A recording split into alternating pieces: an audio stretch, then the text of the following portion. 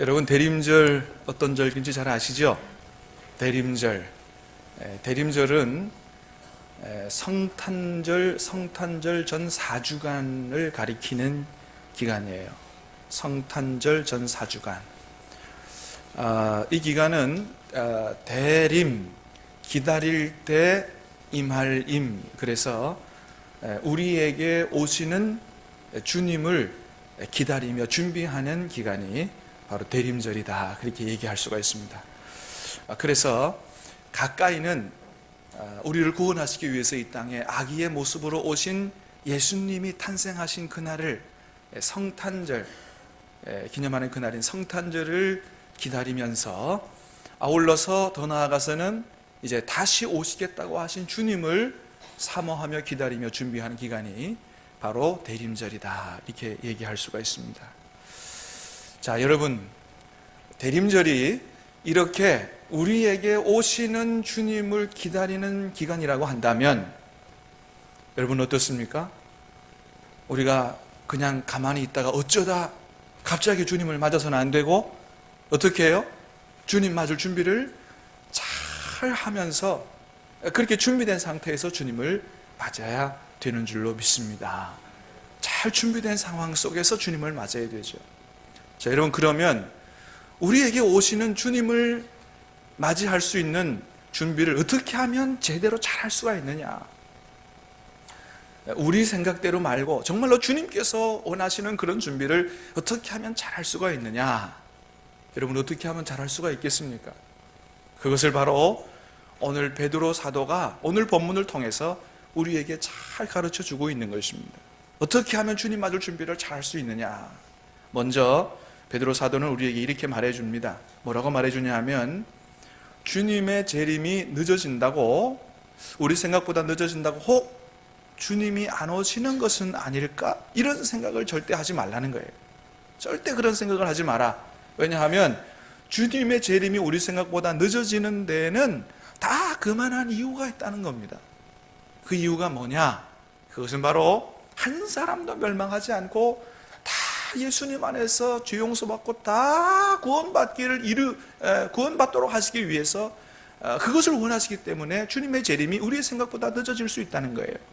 자, 오늘 우리 9절 말씀을 한번 다시 읽어보도록 하겠습니다. 시작. 주의 약속은 어떤 이들이 더디다고 생각하는 것 같이 더딘 것이 아니라 오직 주께서는 너희를 대하여 오래 참으사 아무도 멸망하지 아니하고 다 회개에 이르기를. 아멘. 그렇습니다. 주님의 재림이 우리 생각보다 늦어지는 이유는 뭐냐? 그거는 우리의 전도를 통해서 아직 예수님을 영접하지 않고 죄 용서 받지 못한 우리들의 가족들, 우리 사랑하는 친구들, 이웃들, 이런 사람들이 다 우리 전도 통해서 예수님 알게 되고 믿고 영접하게 돼서 죄 용서 받고 구원받도록 하기 위해서, 그래서 우리 가족들을 위해서, 친구들을 위해서 그렇게 시간을 늦추시고 계신다 하는 것입니다. 그러므로 사랑하는 여러분, 이제 마지막 날에 만민을 주님 앞에 모시고 재판하시고 심판하셔서 합당한 자 천국 보내고 그렇지 않은 자 지옥에 보내시는 그 만왕의 왕, 재판장 되시는 주님이 오시기 전에, 사랑하는 여러분, 저와 여러분들의 가족에게 정말로 기도하고 전도함으로 말미암아 사랑하는 가족들이, 이웃들이, 친구들이 다 구원받을 수 있게 되기를 주님의 이름으로 축복합니다. 그래서 그것 때문에 주님이 오실 기간을 자꾸 늦추시고 계신다, 그런 거예요. 그러나 주님의 재림의 시기가 늦어진다고 해도 안 오시는 것은 절대 아니고, 오실 주님은 반드시 오신다. 10절에서 그렇게 말씀하시죠? 10절을 한번 읽습니다. 시작. 그러나 주의 날이, 자 시작. 그러나 주의 날이 도둑같이 오리니 그날에는 하늘이 큰 소리로 떠나가고 물질이 뜨거운 불에 풀어지고 땅과 그 중에 있는 모든 일이 드러나리로다. 아멘. 그러나 주의 날이 어떻게 해요? 도둑같이 옵니다. 늘 말씀드리지만 2000년 전 예루살렘 멸망할 때는 징조가 있었는데 주님의 재림에는 징조가 없다 하는 것을 기억하시기 바랍니다. 어떻게 오신다고요? 도둑같이 오신다. 도둑은 내가 언제 간다고 얘기 안 하고 옵니다. 갑자기 옵니다. 어느 날 갑자기 와요. 그러니까 오늘 준비하지 않으면 오늘 주님 맞을 재림의 준비를 잘하지 않으면, 잘못하면 준비되지 않은 상태로 주님을 맞을 수 있다. 우리는 늘 그것을 명심해야 됩니다. 자, 여러분, 주님께서 이렇게 반드시 오시는데, 오셔서 만민을 모으시고 심판하시는데, 우리는 이러한 주님의 재림과 심판을 분명히 아는 사람들로서 어떠한 사람이 되어야 마땅하냐. 오늘 베드로 사도가 우리에게 그렇게 말하는 거예요. 어떠한 사람이 되어야 마땅하냐. 바로 이런 사람이 되어야 마땅하다고 얘기하고 있는 것입니다. 11절 12절 시작. 이 모든 것이 이렇게 풀어지리니 너희가 어떠한 사람이 되어야 마땅하냐. 거룩한 행실과 경건함으로 하나님의 날이 임하기를 바라보고 간절히 사모하라. 그날에 하늘이 불에 타서 풀어지고 물질이 뜨거운 불에 녹아지려니와. 아멘. 자, 먼저는 우리가 어떤 사람 되어야 된다고 말씀하고 있습니까? 첫 번째는 거룩한 행실을 가진 사람이 되어야 한다고 말씀하고 있습니다. 사랑하는 여러분, 주님 만나기 전에 저와 여러분이 거룩한 행실을 가진 사람 다 될 수 있게 되기를 주님의 이름으로 축원합니다. 예, 주님 맞을 사람은 거룩한 행실을 가진 사람이 되어야 된다는 거예요. 왜요? 주님은, 의로우신 주님은 죄악을 차마 눈뜨고 보지 못하시는 분이기 때문에 그렇다는 거예요. 죄악은 반드시 심판할 수밖에 없는 분이시기 때문에 그렇다는 거예요. 여러분, 그렇다면 저와 여러분이 어떻게 하면 정말로 거룩한 행실을 가진 사람들이 될 수 있습니까? 그건 너무나 간단하고 분명하지요. 어떻게 해요? 지은 죄가 있다면 여러분 빨리 하나님 앞에 통회 자복하고 여러분 예수님의 보혈로 여러분의 죄를 다 깨끗이 씻을 수 있게 되기를 간절히 바랍니다. 회개하고 우리가 죄 용서 받아야 돼요. 그 다음에 주님 오실 때까지 어떻게 살아야 돼요? 우리가 오직 하나님의 말씀에 순종하며 살아야 될 줄로 믿습니다. 그래서 무엇으로 우리가 거룩해진다 그랬어요? 디모데전서 4장 5절에는 하나님의 말씀과 기도로 거룩하여 지으니라. 여러분, 우리 결단으로 거룩해지지 않아요. 우리 결단은 연약해요. 자꾸 실패해요. 작심삼일이에요. 여러분, 하나님의 말씀과 기도로 돌아갈 수 있게 되기를 바랍니다. 내가 안 될 때 말씀 붙잡고 내가 안 될 때 기도로 주님 의지하는 거 외에는 다른 방법이 없어요. 그래서 오늘 본문 14절에서도 이렇게 말씀하죠. 14절 말씀 시작. 그러므로 사랑하는 자들아 너희가 이것을 바라보나니 주 앞에서 점도 없고 흠도 없이 평강 가운데서 나타나기를 힘쓰라. 아멘. 그래서 주님 오실 때 정말로 점도 없고 흠도 없는 우리의 몸도 마음도 영혼도 주님 앞에 순결한 그리스도의 신부로 서게 되기를 주님께서 원하신다는 거예요. 사랑하는 여러분, 저와 여러분 구원받은 백성은 주님 오시는 날이 천국 혼인잔치에 들어가는 날인 줄로 믿습니다. 여러분, 정말 주님 오시는 날에 천국 혼인잔치에서 주님 옆에 예수님의 신부로 서기를 원하십니까? 몸도 마음도 영혼도 정결하게 되기를 간절히 바랍니다. 어떤 사람이 천국 혼인잔치 그림을 그렇게 그렸는데 저렇게 그렸어요. 야, 정말 환상적이죠? 주님이 다 우리를 영접하는 저기에 저와 여러분이 설 수 있게 되기를 간절히 바랍니다. 그러려면 거룩한 행실을 가진 사람이 되어야 된다는 거예요. 자, 두 번째는 어떤 사람이 되라고 말씀하고 있어요? 다시 한번 11절 말씀 읽어보겠습니다. 시작. 이 모든 것이 이렇게 풀어지리니 너희가 어떠한 사람이 되어야 마땅하냐? 거룩한 행실과 경건함으로 하나님의 날이 임하기를 바라보고 간절히 사모하라. 두 번째는 경건한 사람이 되라는 거예요. 경건한 사람이 되라. 다시 말하면 우리의 행실만이 아니고 우리의 인격도 하나님을 닮아가는 사람이 되라는 것입니다. 여러분, 경건이라는 게 뭐냐? 경건이라는 게 바로 우리 하나님을 닮아가는 경향을 경건이라고 하는 거예요. 그리고 우리가 세상 닮아가지 않고 하나님을 닮아가도록 이렇게 강화시키고 훈련하는 것을 가지고 뭐라 그래요? 그걸 가지고 경건 훈련이다, 그렇게 얘기하는 거죠. 하나님을 닮아가는 게 경건이에요. 여러분, 그러면 어떻게 하면 우리가 하나님을 닮아갈 수 있을까요? 너희는 그리스도의 장성한 분량까지 이르도록 주님을 닮아가라고 말씀하시는데 우리가 어떻게 하면 주님을 닮아갈 수 있을까요? 여러분, 그것은 다른 방법이 없다고 생각해요. 주님 닮아가려면 매일 주님 만나서 서로 교제하고 그렇게 주님과 만나고 동행하고 같이 사는 거, 이거 외에는 다른 방법이 없다고 생각합니다.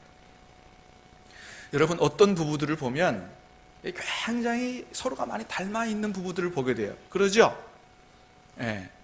저하고 우리 집사람은 많이 닮았나요? 안 닮았어요? 인정합니다. 근데 다른 부부들은 이렇게 좀 많이 우리 선임 장로님하고 권사님하고 많이 닮으셨잖아요. 그죠? 그림 제가 좀 하나 보여드릴까요? 저분 좀 닮은 것 같아요? 네, 다른 그림도 하나 보여주실까요? 저분 좀 닮은 것 같아요?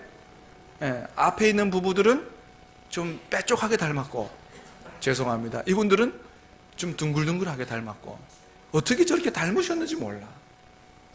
여러분, 이 두 부부들의 공통점이 뭘까요?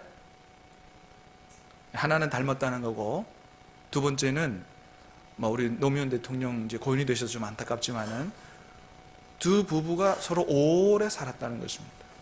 같이 오래 살았다. 여러분, 그렇습니다. 부부들이 처음에는 잘 안 닮아도 평생을 함께 오래 같이 살면 이렇게 나도 모르게 같이 이렇게 닮아가게 돼 있는 거예요. 처음에는 서로가 잘 안 맞아요. 그러죠? 살아온 배경이 다 달라요. 집안 배경도 다르고요. 생각하는 것도 다르고요. 다 달라요. 다르기 때문에 처음 부부가 부부 싸움 하는 것은 이거는 어쩔 수 없는 거예요. 그렇게 될 수밖에 없어요. 그래서 여러분, 우리 신혼부부들 처음에 부부 싸움 하다가 안 맞아 그러고 헤어지지 마세요. 그건 당연한 겁니다. 안 맞는 부부가 어떻게 해야 돼요? 서로 맞춰가는 거죠. 내게 없는 거 상대방에게 있고 상대방이 없는 거 내게 있으니 서로 도와주고 맞춰가면서 그렇게 함께 살아가는 게 이게 결혼 생활이거든요. 그렇습니다. 서로 안 맞지만은 처음에는 티격태격 싸우기도 하지만 그러나 서로에게 맞추다 보면 나중에는 어떻게 돼요? 서로 같은 마음을 갖게 되고 같은 생각을 갖게 되는 거거든요. 그러다 보면 어느새 나도 모르게 비슷하게 닮아가는 것을 느끼게 됩니다. 여러분, 그렇습니다. 우리가 주님 닮는 것도 마찬가지라는 거예요. 이게 저절로 그냥 되지 않는다는 겁니다. 여러분, 신앙생활 하실 때 주님은 주님대로 나는 나대로 이런 신앙생활을 하지 마시기 바랍니다. 오래 신앙생활해도 주님 나름대로 나는 나대로 이렇게 신앙생활하면 주님 안 닮는 거예요. 여러분, 그래서 기도할 때도 주님과 만나서 교제하는 그런 기도해야지 내 얘기만 다 하고 나서 그냥 주님 얘기 들을 생각도 안 하고 그냥 가버리는 자리들은 이런 기도하면 전혀 주님의 생각을, 주님의 뜻을 깨달아 알지 못하고 여전히 내 생각, 내 고집, 내가 원하는 것만 주장하는 이런 기도할 수밖에 없고, 그러면 주님을 닮을 길이 없는 것입니다. 그래서 말하는 기도보다 무슨 기도가 더 중요해요? 듣는 기도가 중요해요. 우리가 설사 하나님 앞에 요구하는 게 많고 급한 게 있어서 기도한다 할지라도 기도 다 하고 나서 말씀드리고 나서 그냥 아멘 하고 하지 말고 주님이 나에게 뭐라고 말씀하시는지를 여러분 잘 한번 잠잠히 기다리면서 들어보시기 바랍니다. 주님 말씀하시옵소서, 주의 종이 듣겠나이다. 그러셔야 돼요. 그리고 주님 말씀하시는 것을 어떻게 해요? 아멘으로 받으셔야 돼요. 말씀 묵상할 때도 마찬가지고 기도할 때도 마찬가지예요.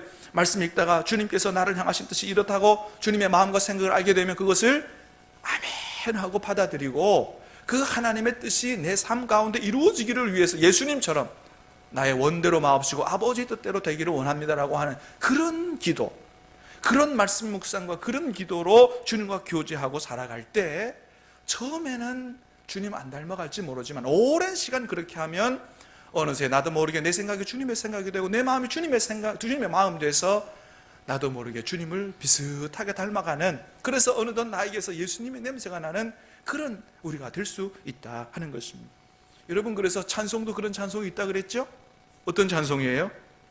너 성결케 위해 늘 기도하며 너 주 안에 있어 늘 성경 보고 주 사귀어 살면 주 닮으리니 널 보는 이마다 주 생각하리. 말씀과 기도로 그렇게 주님과 교제하다 보면, 사귀어 살다 보면 우리가 누구 닮아가게 된다고요? 주님 닮아가게 된다. 여러분, 이런 축복이 다 저와 여러분에게 있게 되기를 주님의 이름으로 축복합니다. 그래요. 그래서 주님을 만나서 교제하다 보면 주님을 더 깊이 알아가게 되고 주님을 닮게 되어가는 것입니다. 여러분, 우리가 이런 신앙생활을 하게 되면 나중에 주님이 재림하셔서 우리를 볼 때 내가 너를 아노라 이렇게 말씀하실 거예요. 마태복음 7장에 보면 주님께서 내가 주님의 이름으로 뭐도 하고 뭐도 했는데 주님이 내가 너희를 도무지 알지 못하니 내게서 떠나가라, 이런 말을 듣는 사람이 있다고 그랬어요. 그러나 저와 여러분은 내가 너를 아노라 이렇게 하는 주님의 음성을 들을 수 있게 되기를 간절히 바랍니다. 어떻게 하면 그런 음성을 들을 수 있다고요? 오늘 말씀과 기도로 주님 만나고 교제하고 살면 그런 음성을 들을 수 있어요. 왜? 이미 만나고 있기 때문에 그렇습니다.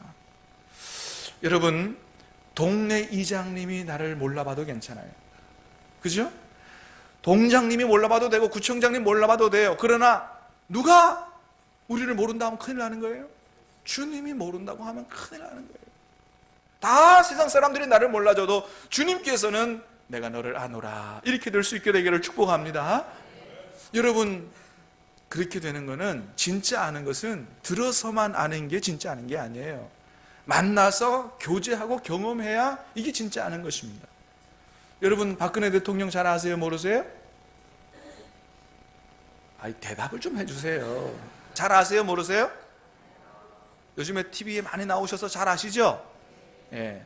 그런데 여러분이 내일 만일에 청와대 찾아가가지고 내가 박 대통령 잘 아는데 점심 식사 같이 하러 왔다 그러면 만나줄까요? 안 만나줄까요?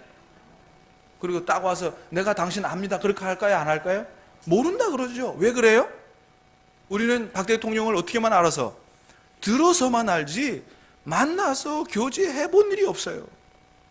그거는 진짜 아는 게 아니라는 것입니다. 여러분 보세요. 이게 좋은 예는 아니지만 이게 딱 맞는 예예요. 청와대 들어갈 때 장관들도 다 검문 검색을 해가지고 들어가야 됩니다. 근데 최순실 씨는 어떻게 들어갔다고요? 그냥 통과예요. 통과. 하이패스로 들어갔다는 거예요. 왜요? 40년 동안 만나왔기 때문이에요.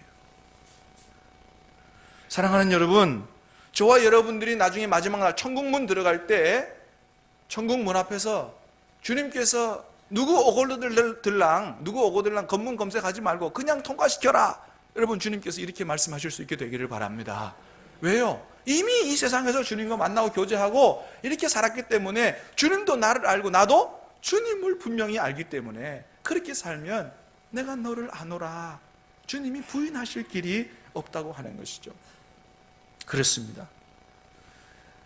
또한 여러분, 우리가 이렇게 주님 만나 교제하고 주님 닮아가는 삶을 살면 누가 보더라도 우리 보고 뭐라 그럴까요? 예수님 냄새가 난다, 당신은 정말로 크리스찬입니다, 이렇게 인정을 하게 되는 것이죠. 주님 오늘 말씀하십니다. 정말로 주님 다시 오심을 잘 준비하는 사람은 어떤 사람이 되는 게 마땅하다? 이렇게 주님을 닮아가는 경건한 삶을 사는 사람이 되는 게 마땅하다. 사랑하는 여러분, 날마다 주님 만나서 교제하고 주님을 닮아가는 그런 경건한 성도들이 다 될 수 있게 되기를 주님의 이름으로 축원합니다. 세 번째는 어떤 사람이 되라고 말씀하세요? 세 번째는 간절히 사모하라. 다시 말씀을 12절 말씀 밑에 읽겠습니다. 시작. 하나님의 날이 임하기를 바라보고 간절히 사모하라. 아멘. 여러분, 그렇습니다. 정말로 주님의 재림을 기다리는 사람은 주님의 재림을 사모하는 사람입니다. 여러분, 주님의 재림을 기다리십니까? 사모하는 사람 되시기를 바랍니다. 여러분, 이런 면에서 볼 때 우리 믿음의 조상들은 정말 아주 훌륭하고 위대한 신앙생활을 했다, 이렇게 생각이 됩니다.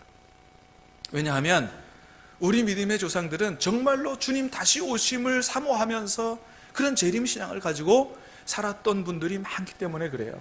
여러분, 옛날에도 우리가 한번 이 찬양을 불러봤는데 주님 고대가, 여러분 아시죠? 주님 고대가 여러분 제가 이 주부에 실어드렸어요. 한번 보세요. 여러분, 우리 1절, 3절, 6절 한번 같이 불러보도록 하겠습니다. 1절, 3절, 6절. 거기 주님 고대.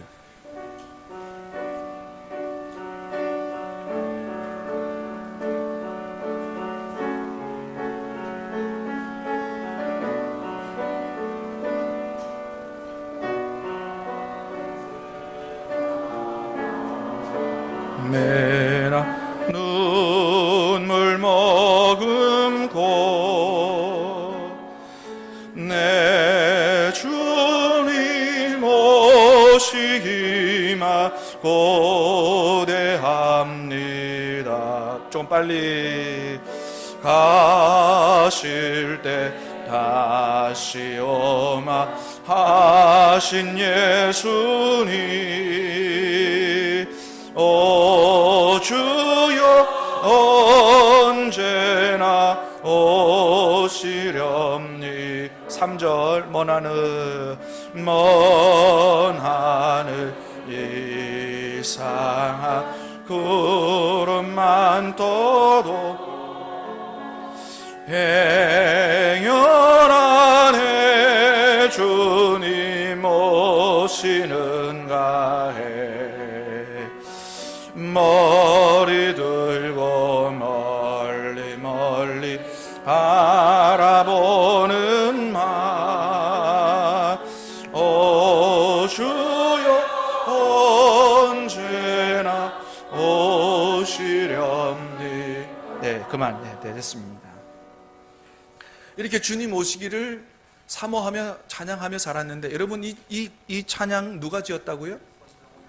손양원 목사님이 지은 겁니다. 여러분, 손양원 목사님 어떻게 사신지 잘 아시죠?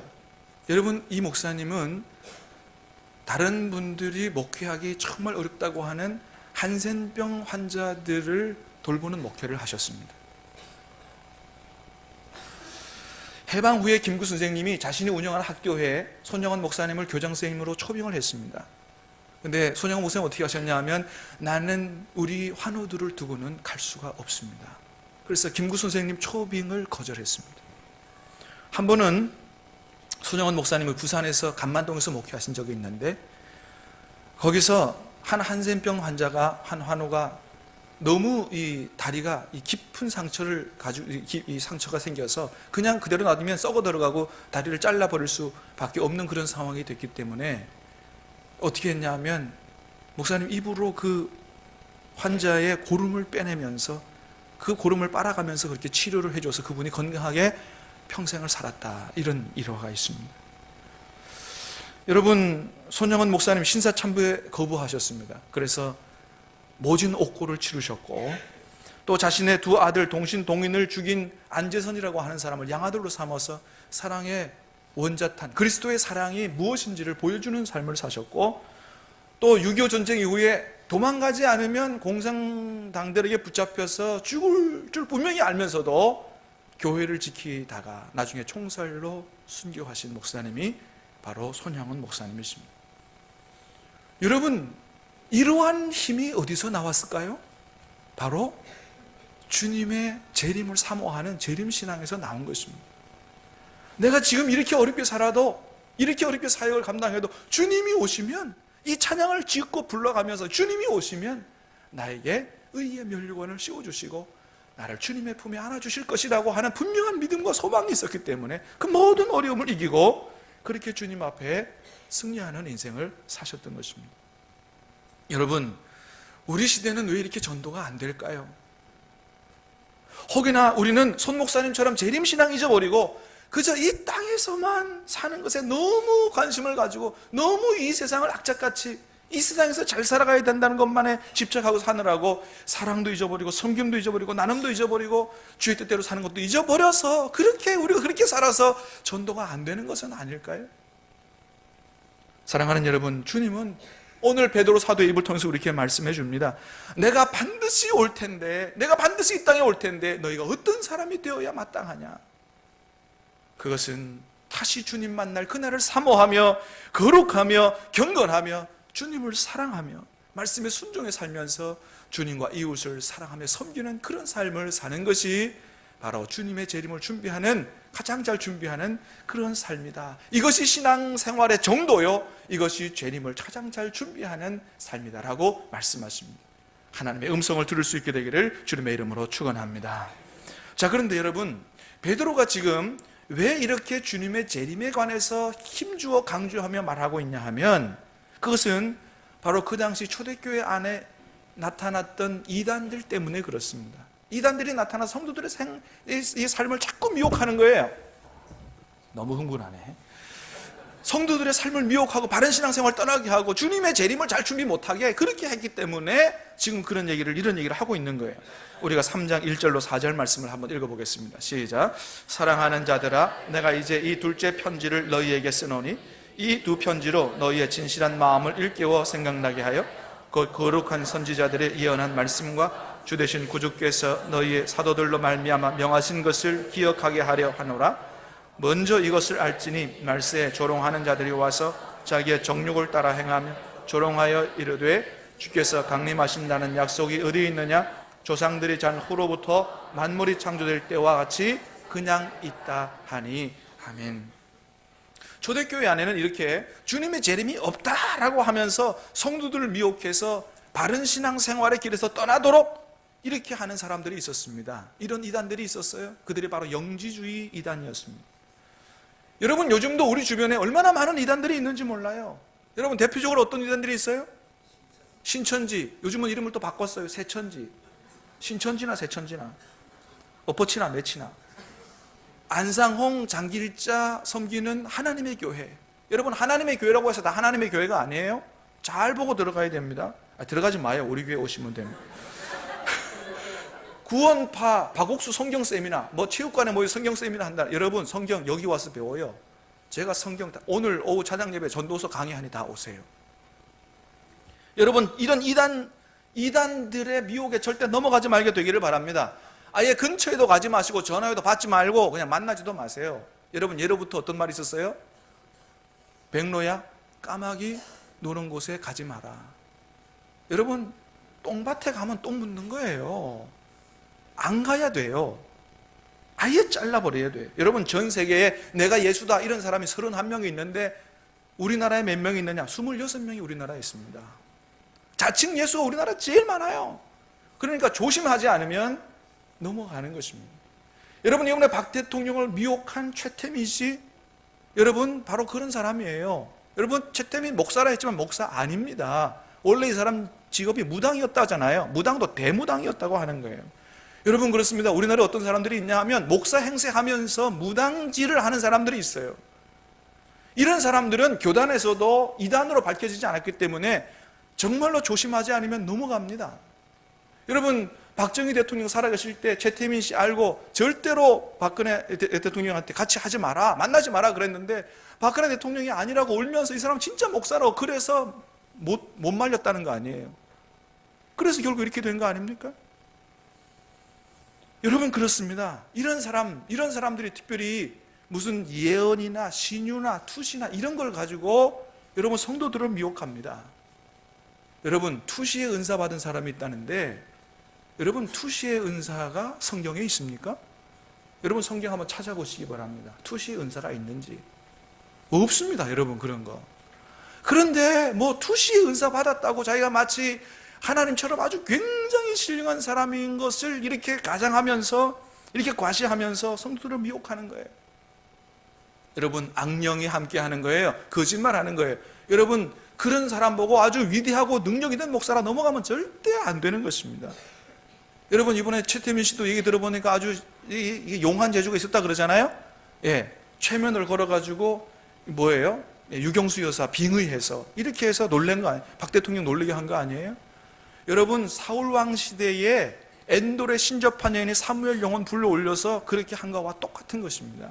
여러분, 그런데 미혹되면 안 되는 거예요. 투시의 은사 없습니다. 예언의 은사, 여러분, 예언의 은사는 성경에 있어요. 그러나 무당들이 하는 예언하고 성경적 예언은 다른 것입니다. 여러분, 성경적인 예언자들 가운데서도 예언하다 보면 미래 얘기가 나올 수 있어요. 뭐냐 하면 그것은 하나님의 말씀 따라 살면 복을 받고 그렇지 않으면 심판을 받고 징계를 받는다. 앞으로 이렇게 될 거다라고 하는 말씀에 있어서 예언이지, 하나님 뜻은 전혀 온데간데 없고 당신의 미래가 이렇게 될 거다, 무당처럼 점치는 그런 행위, 그건 절대로 성경적인 예언이 아니라고 하는 사실을 기억하시기 바랍니다. 그래서 성경적인 예언은 하나님의 말씀을 전하는 거예요. 그렇다고 보면 그것은 바로 오늘 여러분이 듣는 설교가 여러분 성경적 예언인 것입니다. 여러분, 절대 그런데 미혹되고 넘어가지 마시기를 바랍니다. 여러분, 그렇습니다.